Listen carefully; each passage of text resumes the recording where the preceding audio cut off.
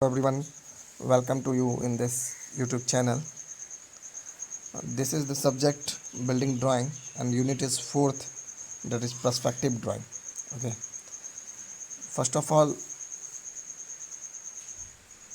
I have to clear one thing, that this video is fully related to perspective drawing, which is in your syllabus, SBT syllabus, in fourth unit. Okay, in this we conclude a number of topic with the help of a number of videos. Okay, uh, today's class or today's lecture is introduction of perspective drawing, from which you can understand a point of view to represent a drawing in a sheets, 2D sheets, with the help of a number of theories. Then let's talk about what is perspective drawing. Here it is.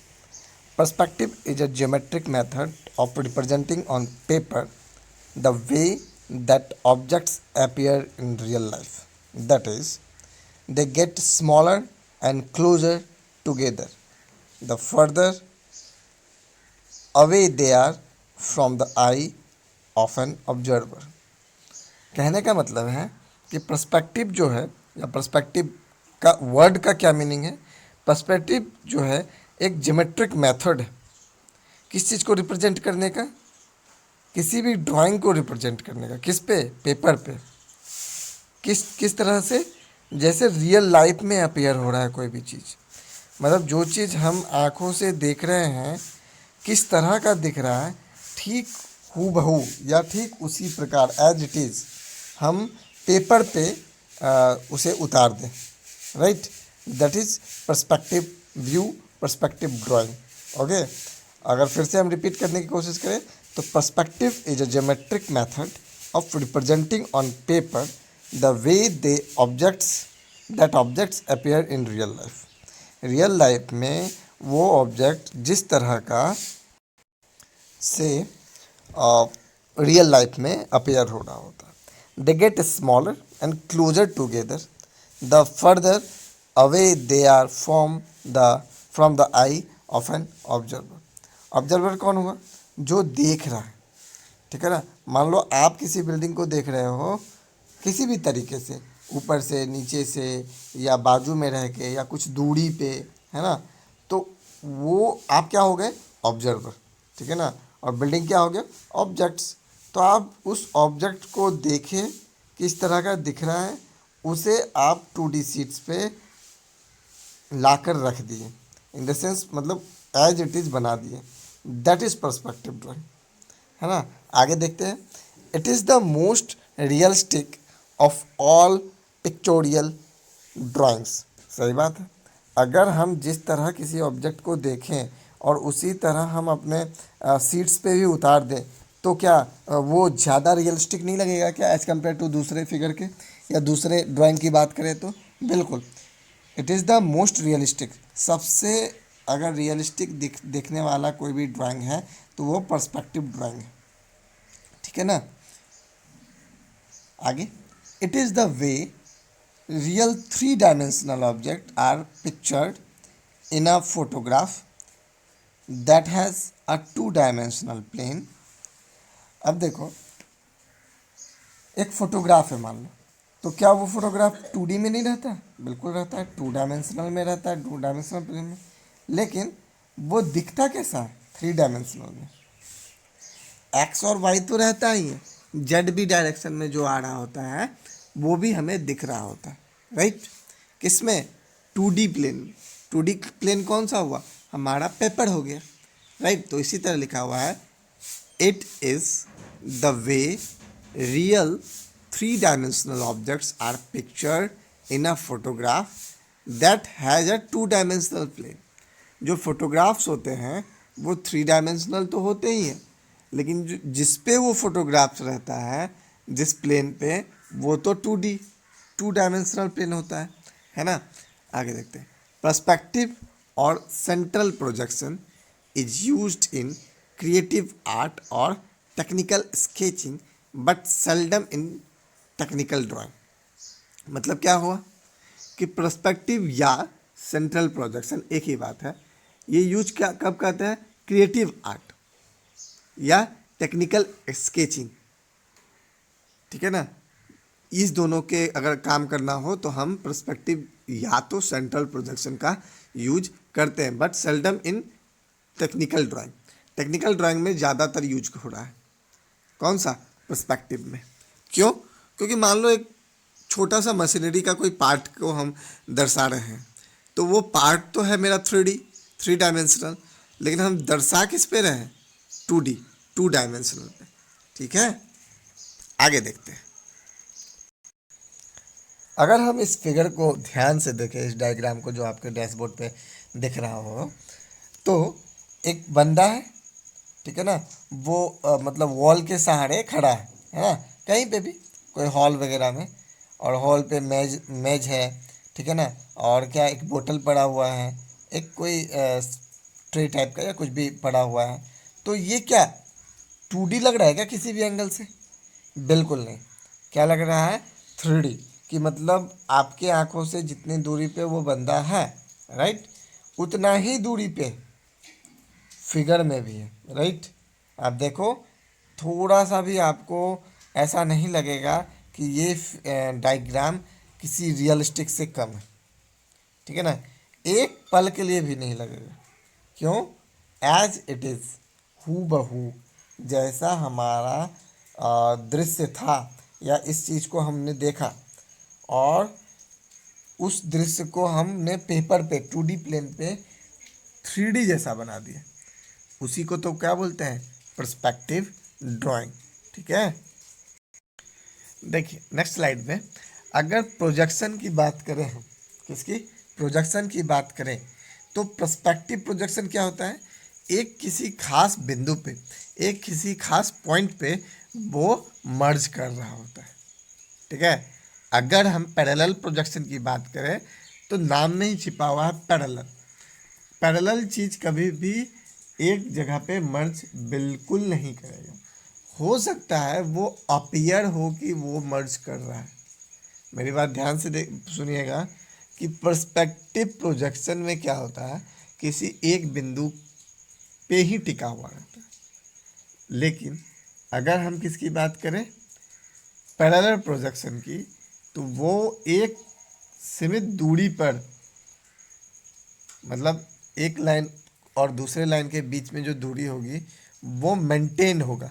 कहाँ तक? जब तक वो ख़त्म नहीं होता है। लेकिन पैरेलल प्रोजेक्शन में कोई चीज़ मर्ज नहीं कर रहा होता है, ठीक है ना। कोई एक बिंदु मर्ज नहीं कर रहा होता है, राइट। अगर नेक्स्ट स्लाइड की बात करें तो ये है पिक्टोरियल ड्राइंग, पिक्टोरियल ड्राइंग, ठीक है ना। क्या कह रहा है ये? Perspective drawing differ from other type of pictorial drawings. सही बात है। दूसरे जो ड्राइंग हैं, अगर उसे पिक्टोरियल ड्राइंग से कंपेयर करें तो ये अलग है, ठीक है ना, एक दूसरे से अलग है। In isometric, dimetric and trimetric drawing the lines remains parallel and never converge at a single point. क्या होता है? आइसोमेट्रिक या डायमेट्रिक या ट्राइमेट्रिक ड्राइंग में लाइंस जो होता है वो क्या होता है? पैरेलल होता है, रिमेन्स पैरेलल, और कभी भी वो कन्वर्ज नहीं होता है। कन्वर्ज मतलब मर्ज, है ना, एक जगह पे संकीर्ण हो जाना, ठीक है ना, सिकुड़ जाना, ऐसा नहीं हो पाता है किसमें? पिक्टोरियल ड्राइंग, पर्सपेक्टिव ड्राइंग, ठीक है ना। They are useful for conveying technical information but lack the quality of realism when compare to the perspective view. देखिए, जो ये डायमेट्रिक, ट्राइमेट्रिक या आइसोमेट्रिक होता है, ये तो टेक्निकल इन्फॉर्मेशन को दे रहा होता है, ठीक है ना, यूजफुल है, but lack the quantity quality of realism when compare to the perspective view. जब हम इस ड्राइंग को, किस ड्राइंग को? Isometric, dimetric and trimetric drawing को हम पर्सपेक्टिव ड्राइंग से कंपेयर करेंगे तो वो उतना रियलिस्टिक नहीं दे रहा होता है जितना हमारा पर्सपेक्टिव ड्राइंग दे रहा होगा, राइट। चलिए, इस स्लाइड में, पर्सपेक्टिव सिस्टम वाले स्लाइड में, मेन एलिमेंट्स की जिक्र कर रहा है। किसकी मेन एलिमेंट्स? पर्सपेक्टिव ड्राइंग की मेन एलिमेंट्स।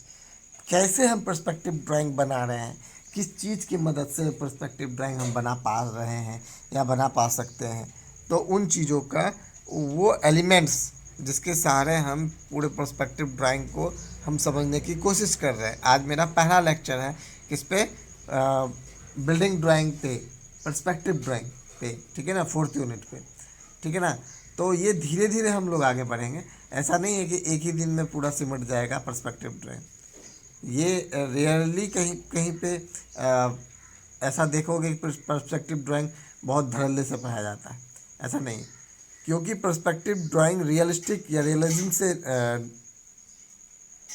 कनेक्ट कर रहा होता है, इसलिए हम आपको एक एक एलिमेंट, एक एक पॉइंट हम समझाने की कोशिश कर रहे हैं, राइट। देखते आगे बढ़ते हैं। मेन एलिमेंट्स क्या है? The observer's eyes, the object, the plane of,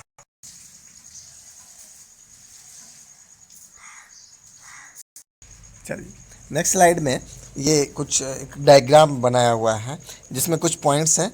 एक है, पहला अगर बात करें स्टेशन पॉइंट, जो ऑब्जर्वर की आई पॉइंट है ना। विजुअल रेज 1 2 3 4 5 या 1 डैश 3 डैश 4 डैश 2 डैश, ये सब क्या है? रेज है, ठीक है ना। कौन सा रेज है? विजुअल रेज, जिससे वो देख पा रहा है। जहाँ पे वो ऑब्जर्वर खड़ा है दैट इज़ कौन सा हो गया? ये हमारा ग्राउंड प्लेन, ठीक है। और एक लाइन है उसको बोलते हैं पिक्चर प्लेन, ठीक है ना। और जो बीच वाला लाइन है जो सीधी दिशा में गई है उसको हम बोल रहे हैं हॉराइजन, ठीक है ना। हॉरिजन नहीं है, हॉराइजन है, ठीक है। कुछ भी वर्ड बोल सकते हैं, HORIZON, ठीक है। नेक्स्ट पॉइंट लिखा हुआ है, ऑब्जर्वर्स आई क्या है? इज अ स्टेशन पॉइंट, जिसको SP बोल सकते हैं, ठीक है। The visual rays are the line of sight. Visual rays कौन है?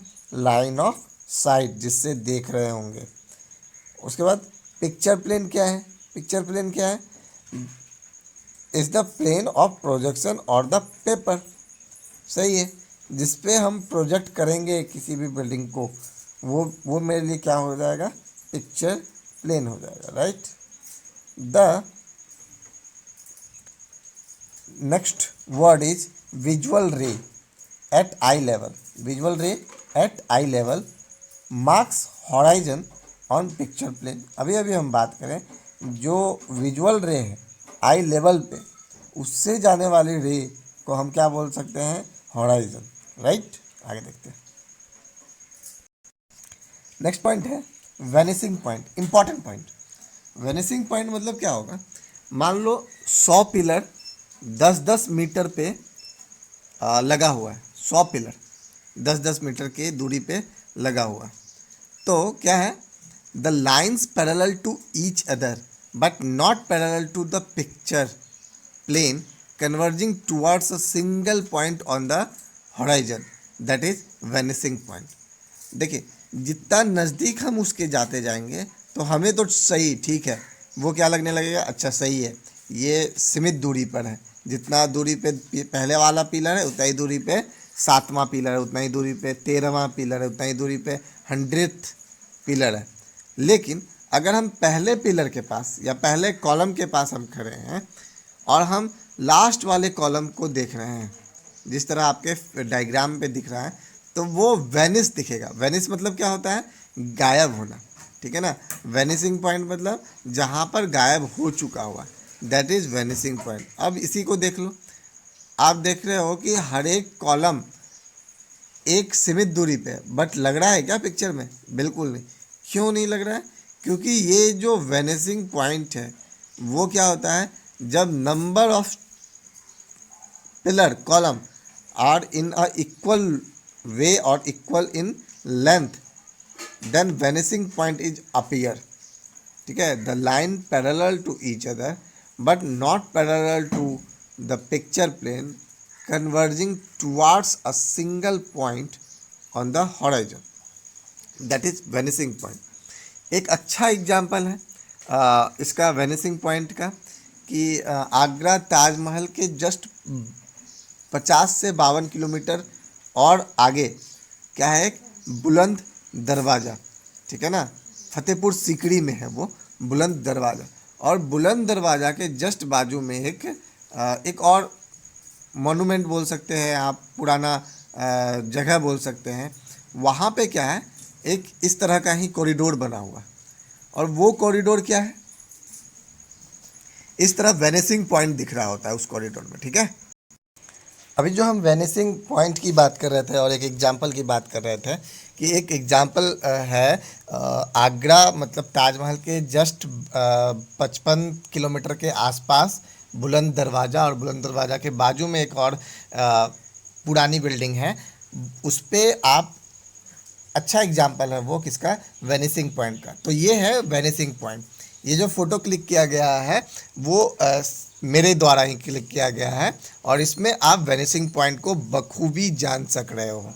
कैसे, देखो, 1 कॉलम 2 कॉलम 3 कॉलम इस तरह करके नंबर ऑफ कॉलम्स है, ठीक है ना, लेकिन सारे कॉलम जो है वो दूसरे राइट साइड वाले कॉलम्स के से समान दूरी पे है। बट अगर हम उसको करके देखें और जूम करें तो वो देखो लग रहा है कि आगे जाके वो क्या हो रहा है, वेनिस हो रहा है। वेनिस इन द सेंस मतलब कम होता जा रहा है, लेकिन ऐसा अपीयर हो रहा है, लेकिन एक्चुअली में होता है क्या, नहीं।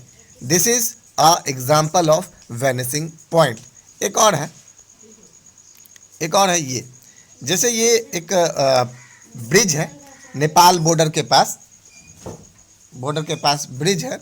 अगर उस ब्रिज को हम देखें, ठीक है ना, ये भी फोटो क्लिक किया गया है, तो वो देखो जो चौड़ा है, ठीक है ना, the width of the road is same as at each end every point. But क्या है, वो दिख कैसा रहा है हमारा कि लास्ट में जाके वो सड़क कम चौड़ा हो, विड्थ जो है हो रहा है वो कम हो गया हो, ऐसा अपीयर हो रहा है, लेकिन है एक्चुअली में नहीं। तो दिस 2 डायग्राम और 2 pictures shows the realistics of vanishing point. Okay, so this class is over now. We discuss a small topic, that is what is perspective drawing and how it bifurcates the difference between this perspective drawing or another pictorial drawing, how it differ from each other, है ना। और इस पर हम बात किए, एक अच्छा एग्जाम्पल लिए वेनिसिंग पॉइंट का, ठीक है ना।